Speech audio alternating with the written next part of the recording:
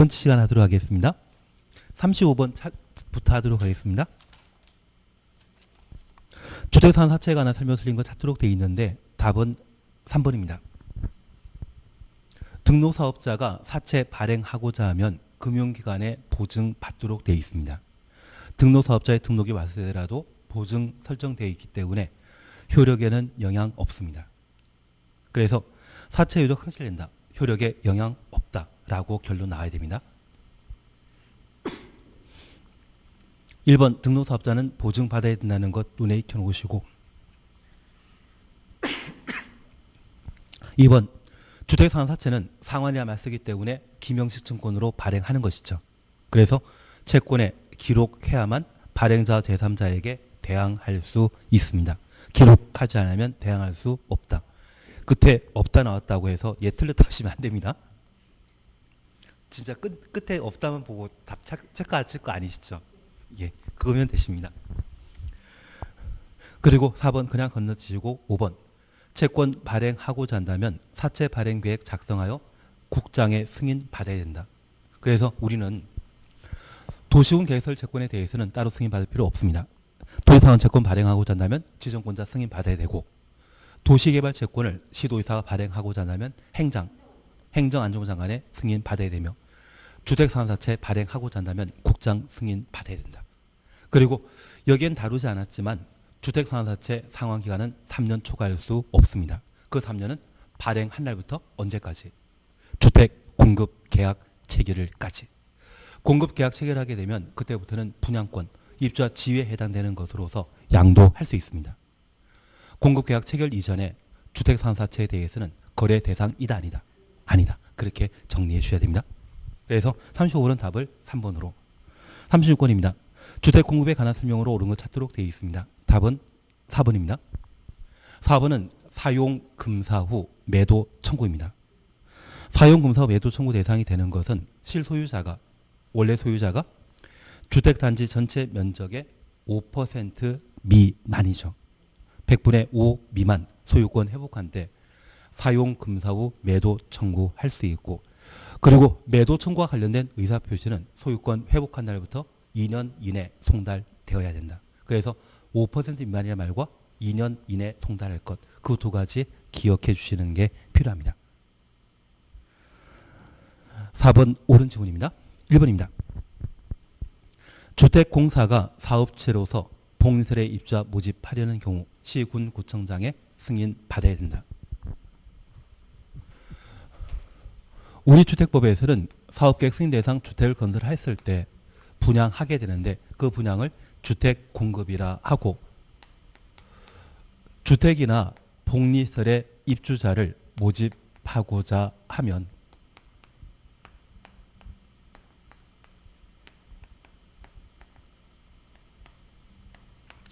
시군구청장에게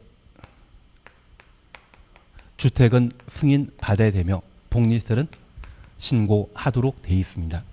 다만 이런 승인, 신고, 입주자 모집 승인, 입주자 모집 신고와 관련되어 국가 지방자치단체 주택공사는 승인 신고 대상에 포함한다, 제외한다. 그래서 주택공사는 입주자 모집과 관련된 승인 신고 대상에서 제외시킵니다. 특별히 복리설과 관련되어서는 공공을 제외한 민간의 경우는 시군구청장에게 뭐하고? 신고하고 주택의 입주자 모집에 있어서만 시군구청장에게 승인 받도록 되어 있습니다. 그래서 1번 질문은 두 군데 틀린 겁니다. 주택공사가 승인 받아야 된다. 그 자체가 틀린 것이고 복리설에 입주자 모집 시에는 시군구청장에게 신고해야 되죠. 주택 입주자 모집 시에만 시군구청장에게 승인 받도록 되어 있습니다. 1번 틀린 겁니다. 2번입니다. 분양가 상한제 적용 대상에 관한 사항으로 관광특구의 건설 공급하는 층수가 50층 이상이거나 높이가 150m 이상의 공동주택은 분양가 상한제 적용 대상에서 제외시킵니다. 층수가 51층이면 50층 이상에 해당되기 때문에 분양가 상한제 적용 대상이다. 제외된다. 제외됩니다. 그래서 2번 틀린 겁니다. 층수가 50층 이상이거나 높이가 150m 이상의 관광특구의 공동주택 아파트는 분양가 상한제 정의상에서 제외시킨다. 도시형 생활택도 제외된다라는 걸 다시 한번 기억해 놓습니다. 3번 세 번째 줄 보시게 되면 분양가 상한제 적용 지역을 지정할 수 있는 자는 국장 하나이시 시도지사는 지정권자 아니죠. 그래서 3번 틀립니다. 그리고 분양가 상한제 적용 지역과 관련되어서는 우리가 늘상 했던 것으로서 주택가격 상승률이 물가 상승률보다 높은 지역을 대상으로 하는데 그 주택가격 상승률이 높은 지역은 투기 과열 지구로서 얘는 건설과 관계된 것입니까? 공급과 관계된 것입니까? 건설과 관계된 사항이라면 항상 숫자는 2 놔야 됩니다.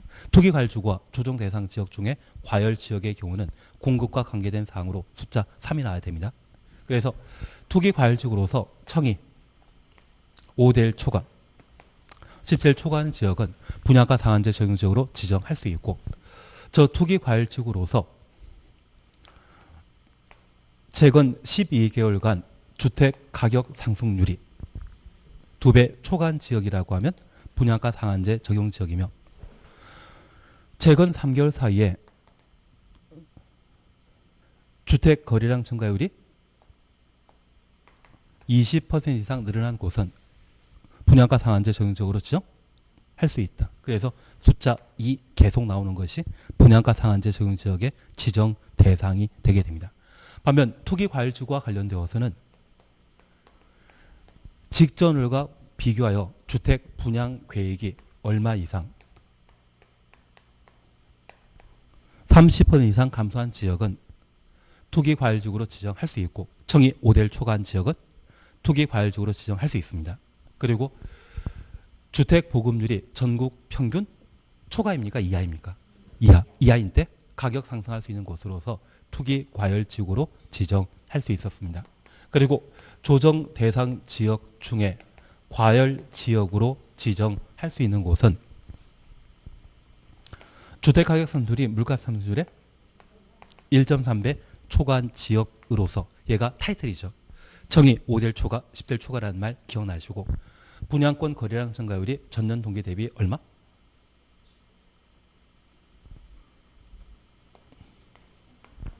30% 나와줘야 됩니다. 청이 2대1 초과 당연히 나와야 되고 1.3, 3이란 말 보시고 30% 이상 증가한 지역이라는 말 봐주시는 것. 그리고 주택 보급률이 전국 평균 이하인 지역은 과열 지역으로 지정할 수 있다. 여기 투기 과열 지구와 과열 지역에 대해 지정 시에는 필요 최소한도 원칙에 따라 최소한의 범위에 거쳐야 된다. 그 말 나와주는 것이 필요합니다. 기억나시겠습니까? 그래서 여기 투기 과열 지구와 과열 지역은 건설과 관계된 것이다. 공급과 관계된 것이다. 공급. 그래서 숫자 3이 나와야 된다. 그렇게만 정리해서 분양가 상한제 적용 지역과 투기 과열 지구, 조정 대상 지역 중에 과열 지역 각각 구분하시는 게 필요하십니다. 나는 저 정도는 잘하고 있다? 2는 분양가 상한제 적용 지역, 3은 투기 과열 지구와 조정 대상 지역 중에 과열 지역. 잘하고 있으시는데 왜 못한다고. 예, 그렇게 한번 해주시는 게 이쪽 내용이었습니다. 그리고 5번 보게 되면 구상권 행사와 관계된 사항으로 주택 소유자들은 매도 청구로 인해 발생한 비용 사업체에게 구상할 수 있죠. 없다라고 한 게 잘못된 겁니다. 그래서 39번은 답을 4번으로. 저 진짜 양심적입니다. 출제하는 분도 이렇게 없다를 해놓으시거든요. 그렇게 나옵니다. 36번은 답을 4번으로. 37번입니다. 투기 과열 지구에 관한 설명을 드린 것 찾도록 되어 있습니다. 답은 2번입니다. 투기 과열 지구로 지정되면 주택이 전매 제한 대상입니까? 주택의 입주자로 선정된 지위입니까? 지위가 전매 제한 대상이 되게 됩니다.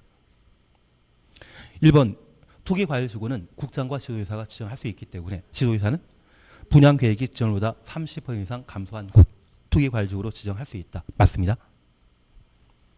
그리고 3번입니다. 지정권자는 투기 과열 지구에서 지정 사유가 없어졌다 인정하면 해제하여야 한다. 국장은 투기 과열 지구 지정하거나 해제할 때 시도지사의 의견 듣고 의견 청취에 대해서는 다른 제도와 달리 회신하도록 되어 있죠. 그래서 분양가 상한제 적용 지역과 조정 대상 지역은 국장 단독으로 지정할 수 있습니다. 지도사의 의견 청취하지만 회신한다 안 한다? 안 합니다. 회신은 어디에만? 투기과일주구만. 투기과일주구에만 회신 제도를 두게 됩니다. 그리고 5번 국장은 1년마다 투기과일주고 재검토해야 되죠. 자기가 지정한 것을 재검토하는 것입니까? 지도의사가 지정한 곳을 재검토하는 겁니까? 지도의사가 지정한 곳을 1년마다 재검토하게 됩니다. 그래서 이 재검토도 투기과일지구에만 존재하지 분양가 상한제 적용 지역과 조정 대상 지역에는 있다 없다? 없다. 재검토는 투기과일지구의 특징이라는 걸 다시 한번 살펴놓습니다. 38번입니다. 조정 대상 지역의 지정 해제에 관한 설명으로 옳은 것 찾도록 되어 있는데 답은 1번입니다. 국장은 조정 대상 지역으로 유지할 필요 없다 판단되는 경우 해제하여야 한다. 1번 맞습니다. 2번입니다. 시도의사는 조정 대상 지역 지정할 수 있다. 조정 대상 지역 지정권자는 국장 하나이지 시도의사는 지정권자 아니죠. 그리고 3번입니다. 국장이 조정 대상 지역 지정하였을 때 지시 없이 이를 공고하고 조정 대상 지역 관할하는 시도의사에게 공고 내용을 통보한다. 시도의사가 아니라 시, 군, 구청장입니다. 하나 이해하실 것은 주택법령상 입주자 모집과 관련된 승인권자는 누구이다? 시, 군, 구청장입니다. 그래서 저 시, 군, 구청장은 사업체가 사업계획 승인 대상 주택 건설 사업을 어느 정도 진행했을 때 시, 군, 구청장에게 입주자 모집 승인 신청하고 승인 받아야만 선 분양할 수 있거든요. 그 분양할 때 투기 과열 지구인지 조정 대상 지역인지 사업체가 공고하도록 되어 있습니다. 그래서 입주자 모집 승인권자인 시, 군, 구청장에게 투기 과열 지구 지정 등을 통지하는 것이지 시도의사에게 통지한다 안 한다? 그래서 지금 시, 군, 구청장에게 투기 과열 지구 지정 등을 통지하는 이유는 입주자 모집 승인권자에게 투기 과열 지구 지정 사실을 알려주도록 되어 있습니다. 그래서 시도의사가 입주자 모집 승인권자이다. 시, 군, 구청장이다. 시, 군, 구청장이다. 나는 못해 먹겠다. 원래 패싱이라는 게 없는데 패싱이라 해서는 안 되는데 여기 조정 대상 지역이건 투기 과열 지구이건 국장이 지정권자로서 지정했을 때 그 사실에 대해서는 입주자 모집 승인권자에게 투기 과열 지구인지를 통지하도록 되어 있습니다. 입주자 모집 승인권자는 누구이다? 시, 군, 구청장. 그래서 우리는 주택에 입주자를 모집하고자 한다면 누구에게 승인받아야 된다? 시, 군, 구청장. 그래서 입주자 모집 승인권자는 시, 군, 구청장이고 시, 군, 구청장에게 통지함으로써 시, 군, 구청장에게 사업 주체가 입주자 모집 승인 신청할 때 시, 군, 구청장은 해당 지역이 투기 과열 지구 조정 대상 지역인 것을 사업체로 하여금 직접 공고하게 하는 겁니다. 하여튼 못해 먹겠다 공법은. 그래도 3번은 봐주셔야 됩니다. 4번입니다. 조정 대상 지역으로 지정된 지역의 시, 군, 구청장은 조정 대상 지정 이후 유지할 필요 없다 판단되는 때 지도의사에게 해제 요청할 수 있다. 조정 대상 지역의 지정권자는 국장이지 지도의사 아니죠. 국장에게 해제 요청하는 것이지 지도의사 요청하는 것 아닙니다. 그래서 4번 드립니다. 5번입니다. 조정 대상 지역이 지정된 경우 시도의사는 사업체로 하여금 입주자 모집 공고 시에 해당 주택 건설 지역이 조정 대상 지역에 포함된 사실을 공고하게 하여야 한다. 입주자 모집 승인권자인 시, 군, 구청장이 공고하게 하는 것이지 시의사가 아닙니다. 그래서 주택법상 주택의 입주자 모집 승인권자는 누구이다? 시, 군, 구청장이라는 것 다시 한번 확인해 놓습니다. 39번입니다. 농지법에 관한 설명을 틀린 옳은 것 찾도록 되어 있습니다. 답은 3번입니다. 8년 이상 농업 경영에 종사한 후 이농한 자 농지 소유 상한제에 따라 1000제곱미터까지 농지 소유할 수 있습니다. 그런데 우리 잠깐 이해해 주실 것이 있는데요. 우리가 공부하고 있는 농지법은 2020년도에 제정되었다. 1962년도에 제정되었다. 그러면 이 농지법이 제정된 시기에 농업기술은 발전된 상태입니까? 저조한 상태입니까? 저조한 상태입니다. 그래서 이 농지법 제정했을 때 대한민국의 많은 농업인은 단일 작물을 몇 년에 걸쳐 반복해서 재배했었거든요. 그런데 우리 인삼을 재배하게 되었을 때 인삼 6년간 수확하고 나면 지력 고갈한다는 이야기 들어본 적 있으시죠? 그래서 단일 작목으로 8년간 농업 경영하게 되면 9년차 되는 때는 전년도에 30% 정도의 농작물이 수확된다고 합니다. 그러면 1962년도에 농업인이 1년 농사 짓고 1년 먹고 살았는데 8년간 단일 작목 재배하고 9년차에 또 농사 짓게 된다고 하면 원래 수확량의 30% 이하의 수확량 나오게 된다면 그거 가지고 먹고 산다? 못 산다? 못 삽니다. 그래서 8년 농업에 종사했다면 9년, 10년 차에는 해당 농촌에 거주하지 못하고 도시로 이동할 수밖에 없거든요. 그리고 한 3년 뒤에 다시 돌아옵니다. 3년 뒤에 다시 돌아오게 되면 농사 지을 땅 아직 남아 있어야 되죠. 그래서 농지 소유 상황과 관련되어 10,000제곱미터까지 계속 농지 소유할 수 있도록 허용하게 됩니다. 그래서 우리가 첫 번째 이해하실 것은 왜 8년간 농업 경영에 종사하고 이농하는지, 단일 작목을 재배하게 되었을 때 농재 지력이 고갈되는 시점은 몇 년부터? 9년부터. 그래서 8년까지는 농사 지을 수 있고 9년 차에 농사 못 짓기 때문에 그때부터 이농과 관련된 이야기가 나온다라는 것 이해해 놓으시고, 다시 귀농해서 농사 짓기 위해서는 농지 있어야 되죠. 얼마? 저 10,000제곱미터 해놓지 않았습니까? 앞으로 잘하도록 하겠습니다. 그냥 숫자라지 말고 1만으로 해놓도록 하겠습니다. 10,000제곱미터까지 농지 계속 소유할 수 있다는 것 확인해 놓습니다. 1번입니다. 지목의 전답 과수원, 지목 전답 과수원 가로해 놓습니다. 재배 기간이 3년 미만인 토지는 농지 아니다. 1번 틀립니다. 하나 이해하실 것이 있습니다. 우리 농지법과 관련되어서는 농업인이 농지를 소유하고 농업 경영을 실시하게 되는데 농업 경영과 관련되어서는 원칙적으로 자경입니다. 위탁 경영이나 임대차는 할 수 없습니다. 다만 예외적으로 위탁 경영 가능합니다. 그래서 농지를 자경하거나 위탁 경영하게 되면 그것을 농업 경영한 것으로 판단하게 됩니다.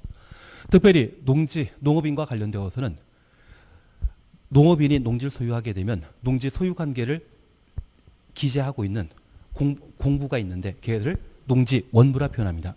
저 농지원부에 등재된 때 농업인이 되게 되는데 농지원부의 등재 대상은 1,000제곱미터 이상의 농지를 소유한 자라면 농지원부의 등재 대상입니다. 주말체험 용농을 실시하게 되면 농지원부의 등재 대상에서 배제해야 되기 때문에 주말체험 용농은 취미생활이거든요. 그래서 1,000 미만만 농지를 취득할 수 있습니다. 그래서 농지의 소유 면적이 얼마? 1,000제곱미터 이상. 그리고 고정식 온실 만들게 되면 330제곱미터 이상의 농지를 소유한 자는 모두 농업인이고 1년 중에 농업 경영에 종사하는 기간이 90일 이상인 자는 농업인으로 판단하게 됩니다. 다만 우리가 이해하실 것은 우리 요즘 배추 3개월 전에 심어놨으면 요즘 배추 한 폭에 10,000원 하지 않습니까?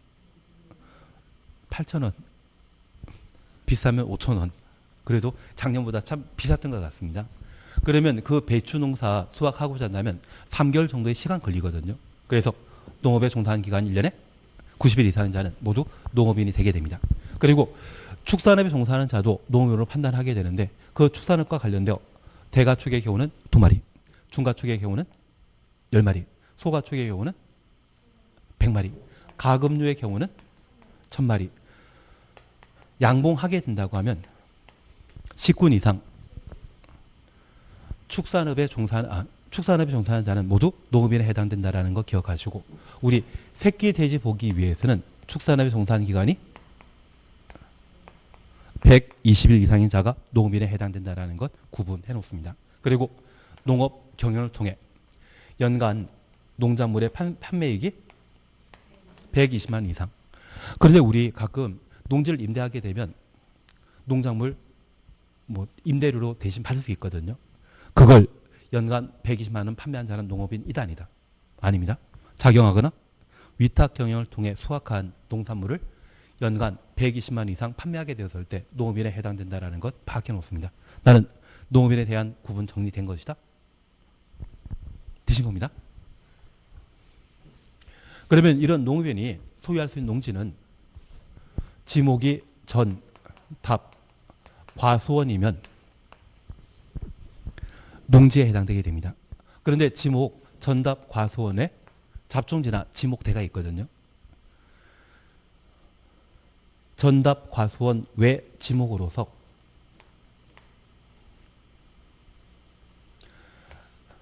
경작하거나 재배하는 땅이 있다고 하면 모두 농지에 포함시킵니다. 다만 우리가 하나 기억하실 것은 전답, 과수원 외 경작지로 사용하는 기간이 몇 년? 3년 미만이 자는? 3년 미만이 되는 농지이다 아니다.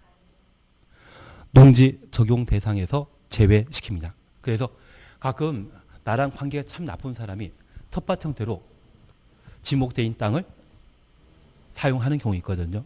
그분이 3년차 텃밭으로 가꾸시게 된다고 하면 그 땅 바로 농지가 되어버리는 것이죠. 그래서 3년 동안 텃밭으로 이용해라.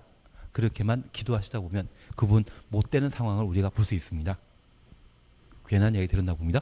그래서 전답 과수원의 땅이라고 하면 3년 이상 재배지 또는 경작지로 사용하게 되면 걔는 모두 농지에 해당된다라는 것 파악해 주시는 게 필요합니다. 그리고 두 번째입니다. 실제 전답 과수원을 사용하는 것도 괜찮지만 농지 개량시설, 그래서 양수로, 저수지 이렇게 사용하는 시설이 있다면 걔는 개량시설이거든요. 걔는 농지이다 아니다. 농지입니다. 그리고 축사 등으로 사용하는 농업 생산시설이 있다고 하면 걔도 농지입니다. 그래서 전답 과수원만 농지되는 것이 아니라 농업 개량시설과 농업 생산시설이 있다고 하면 그걸로 사용하는 땅도 농지에 해당된다라는 것 이해해 놓으시고, 가끔 농가주택 만드는 땅은 농지이다 아니다. 아닙니다. 농가주택은 전혀 농지와는 전혀 무관하다라는 것 이해해 놓습니다. 그리고 두 번째, 농업 생산량을 향상시킬 목적으로 방풍림으로 사용하고 있는 땅이 있다면 그것 개량시설이거든요. 걔도 농지에 해당된다라는 것을 파악해 주시는 게 필요합니다. 그리고 관계 수리시설로서 저수지를 사용하고 있는 땅이 있다고 하면 걔는 농지이다 아니다. 농지입니다. 그래서 가끔 관계 수리시설로 사용하고 있는 저수지를 거래하는 경우가 있다고 하면 그 저수지도 농지에 해당되기 때문에 농지 취득 자격 증명 발급받은 때 저수지를 취득할 수 있는 상황이 발생하게 될 겁니다. 그리고 농업 경영과 관련되어서는 자경에 관한 이야기 충분히 이해해 주시고, 위탁 경영과 관련되어서는 작년에 기출문제 출제되었는데 제가 하나 부탁드릴 게 있습니다. 여기 위탁 경영과 관련되어 이번에 분만하신 분이라면 6개월 미만, 그리고 임신 중이신 분이라고 하면 위탁 경영 할 수 있죠. 그리고 국내 여행 아닙니다. 국외 여행을 몇 개월 이상 배추 수확할 수 있는 기간 3개월이거든요. 3개월 이상 국외 여행하는 자의 경우는 위탁 경영을 할 수 있습니다. 그리고 질병치료 목적으로 또는 공직에 취임하게 되었을 때 그러한 사람들은 직접 농업 경영에 종사에 곤란하다고 하면 그때는 임대차건 위탁 경영이 모두 가능하다라는 걸 기억해 주시는 게 필요하십니다. 그래서 우리 농지법과 관련된 적용 범위에서 저렇게 정리해 주시는 게 필요합니다. 그리고 두 번째, 농지 소유입니다.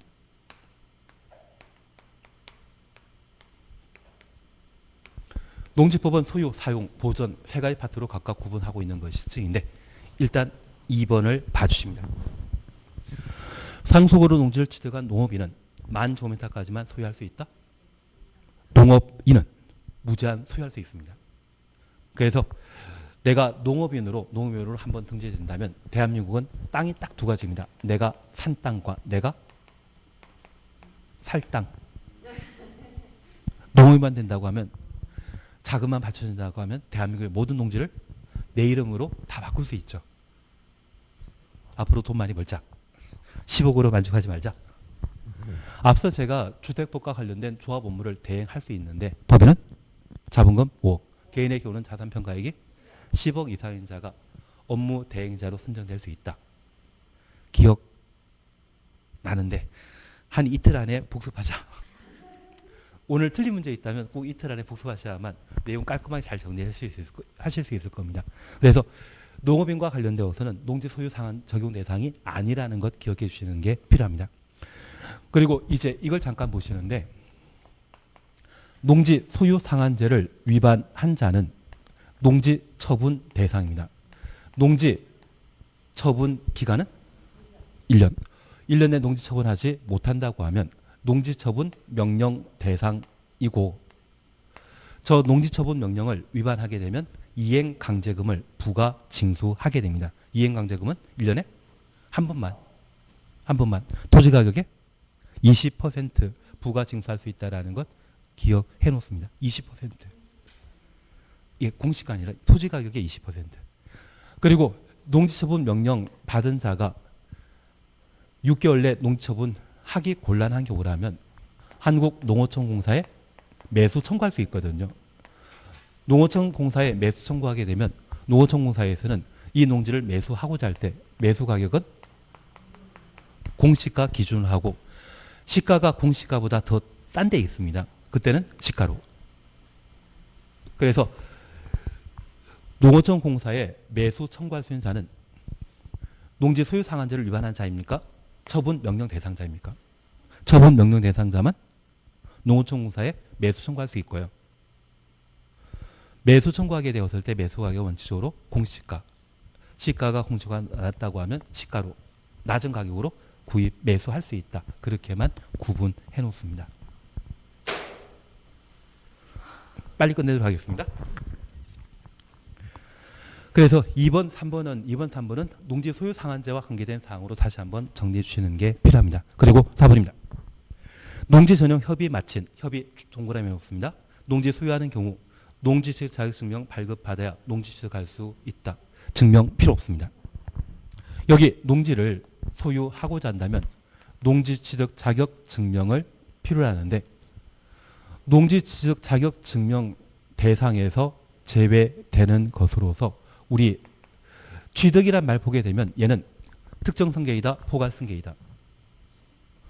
농지 취득 자격 증명이란 말 보게 되면 이 증명서의 발급 대상은 농지를 취득한데 매도인에게 매수한 자만 증명 발급받을 필요 있거든요. 그래서 얘는 특정 승계인 때는 농지 취득 자격 증명 발급 대상인데 포괄 승계 대상의 경우는 증명 필요 없습니다. 여기 포괄 승계의 가장 대표적인 것이 바로 상속 합병입니다. 그래서 농지를 상속받은 경우에는 증명받을 필요 있다 없다. 증명서 발급해 줄 사람이 증명서 특정 승계와 관련되어 매도인이 존재해야만 증명 발급이 용이한데 포괄 승계에 해당되는 상속 합병의 경우는 매도인 없거든요. 증명서 발급받기 곤란하다, 수월하다. 곤란하기 때문에 증명 발급 대상에서 제외시킵니다. 그리고 두 번째, 원시 취득에 해당되게 되면 이때도 증명 발급받기가 곤란할 겁니다. 그래서 우리 시효 취득이라는 말 들어본 적 있으시죠? 농지를 시효 취득한 자, 소멸시효에 따라 권리 취득한 자가 있다고 하면 증명 대상에서 제외시킵니다. 그리고 원래 자기 땅, 공유 농지를 분할한 경우 그리고 토지를 강제 수용했는데 수용했던 목적 사업을 제대로 시행하지 않는다면 환매권 행사에서 농지 취득할 수 있거든요. 원래 자기 땅을 다시 취득하는 경우라면 증명 발급 대상에서 제외시킵니다. 얘는 특정 승계 이단이다. 특정 승계에 해당되지 않는다고 하면 증명 발급 대상에서 제외시킵니다. 그리고 증명서 발급하는 자는 시구읍 면장이거든요. 시구읍 면장입니다. 그러면 얘들은 행정청 공공이거든요. 그래서 공공이 농지 취득하는 경우는 증명 발급받을 필요 없다. 그러면 이 공공이 농지 취득하는 가장 대표적인 방법이 농지 전용 협의입니다. 우리가 농지를 건물 건축하는 대지로 바꿔 사용하고자 한다면 농지 전용 절차를 거쳐야 되는데 만약 공익 목적으로 행정청이 농지를 전용하고자 한다면 농림부 장관과 협의해야 되고, 사익을 목적으로 농지 전용하고자 할 때 규모 크면 농지 전용 허가 대상이고 규모 작으면 농지 전용 신고 대상이거든요. 농지 전용 허가 받고자 한다면 누구에게? 농림부 장관에게 허가 받아야 되며, 농가주택 만들기 위해 농지를 전용 신고하게 되면 누구에게? 그래서 농지 전용과 관련된 관할 관청에는 시의사는 없습니다. 농지 전용 협의하는 데는 누구랑 협의해야 된다? 농림부 장관. 전용 허가 받고자 한다면 누구와? 농림부 장관과 전용 허가 절차를 밟아야 되고, 시, 군, 구청장에게 농지 전용할 때는 신고하도록 되어 있습니다. 그래서 지금 농지 전용 협의하는 때는 증명 발급받을 필요 있다 없다? 협의 주체는 행정청이기 때문에 농지 취득 자격 수명 없이 농지를 취득할 수 있다는 것 이해해 주셔야 됩니다. 현재 농지를 건물 건축하는 대지로 바꿔 사용하고자 한다면 협의, 허가, 신고 절차를 거칩니다.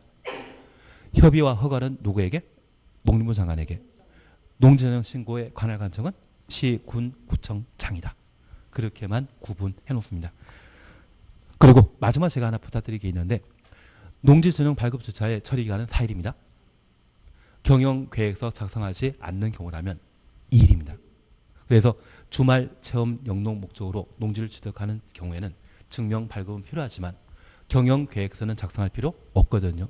그래서 주말 체험 영농 목적으로 농지를 취득하고자 한다면 처리 기간은 며칠이다? 2일. 예, 그래서 5번 주말 체험 영농을 하려고 농지를 소유하는 경우 농지취득 증명 발급받지 않고도 농지 취득할 수 있다. 증명 발급받아야 됩니다. 경영계획서만 생략하는 것이죠. 그리고 올해 개정된 것 제가 지난주에 드린 게 있는데, 농지취득 자격증명 발급 그리고 경영계획서 몇 년간 보관한다? 10년 보관한다. 이번에 개정되었기 때문에 그것 한번 기억해 주셔야 됩니다. 그래서 39번은 답을 3번으로. 40번입니다. 대리경작자는 수확량 100분의 10을 토지 사용자로 지급하여야 한다. 1번 맞습니다. 다만 우리가 기억하실 것은 대리경작자 지정은 시, 군, 구청장이 하는 것이거든요. 대리경작 기간은 약정에 따르는 것이 원칙입니다. 1년으로 할 수도 있고 2년 할 수 있고 10년 할 수 있는데 그 약정이 없는 때는 3년을 합니다. 대리경작 기간은 약정 없을 때 대리경작 기간은 몇 년이다? 3년. 약정이 있으면 약정에 따르는 겁니다. 2번입니다. 농지에 대한 임대차 기간은 3년 이상으로 해야 한다. 농지의 임대차 기간에 대해서는 법률로 정해놓고 있는 것이죠. 최소 몇 년 이상? 3년 이상. 3년 범위 내 결정하도록 되어 있습니다. 다년생 식물 재배지 사용하는 경우는 5년 이상, 이모작하는 경우는 8개월 이상. 다만 우리 약속하실 게 있습니다. 이렇게 농지에 대한 임대차 기간에 대해서는 원칙적으로 3년 이상으로 하도록 되어 있는데, 공직에 취임하거나 질병치료 목적이거나 3년 미만을 할 수 있습니다. 다만 제가 부탁드리는 것은 국외 여행 중일 때 농지에 대한 임대차 기간을 3년 미만을 할 수 있다? 분만했을 때 6개월 이내인 경우, 미만인 경우에는 농지 임대차 기간을 3년 미만을 할 수 있다?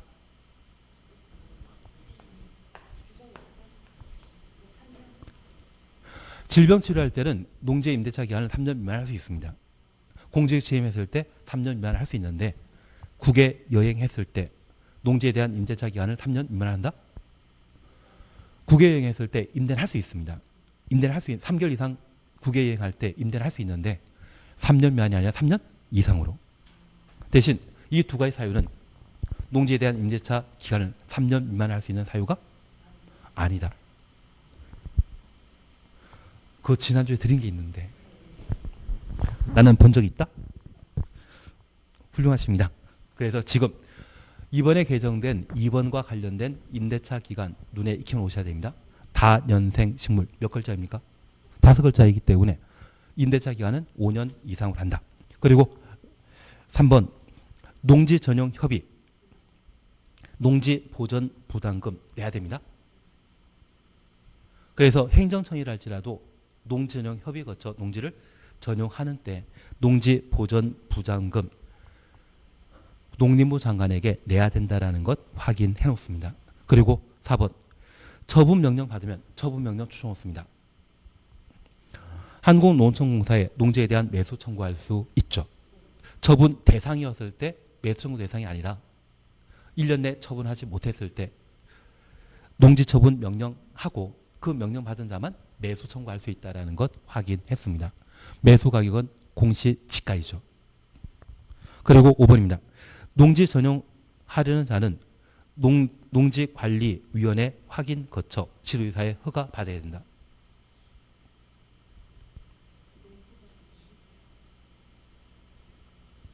농지 전용하려는 자는 농지의 소재지에 관할하는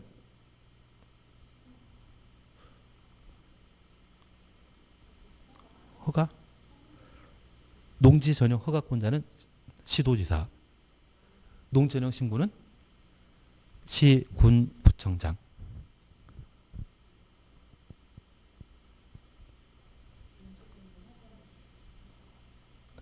농지 전용 허가는 시도지사, 그리고 농지 전용 신고는 시군구청장.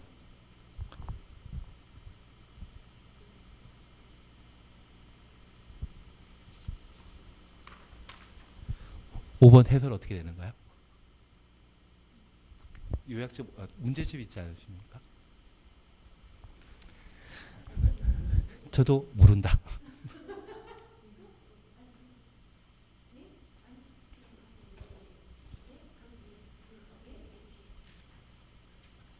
답지에 뭐가 1번 맞고 3번 맞고 4번 맞고 5번이 왜 틀린가요?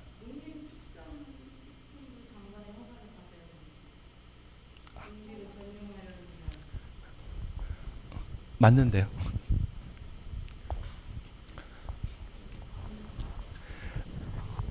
농지 전용 협의와 농지 전용 허가는 누구에게? 농림부 장관에게. 신고는? 시군구청장에게. 그래서 시도지사가 아니라 누구에게? 농림부 장관에게. 시도지사는 전용에 대한 관할 관청? 이다 아니다? 예. 별로 우리는 공부에 지금까지 했어도 아무 생각 없다. 그래서 농지전용 허가와 농지전용 협의의 관할 관청은 농림부 장관이고 신고는 시군구청장. 확인 거칩니다. 확인 거치는데 허가권자는 시도지사는 아니다. 시도지사는 관할 관청 아니다. 그냥 농지법 아무 생각 없이 5번 찍자. 그래서 5번이 40번은 5번이다. 그냥 찍는 게 마음 편. 하여튼 39번과 40번은 농지법의 좀 전체적인 것을 다루고자 다룬 문제인데 한번 확인해 주시는 게 꼭 필요하실 것 같습니다. 대신 우리는 농지법 올해는 아무 생각 없이 잘 모르면 5번 찍자. 최소한 그래도 최소한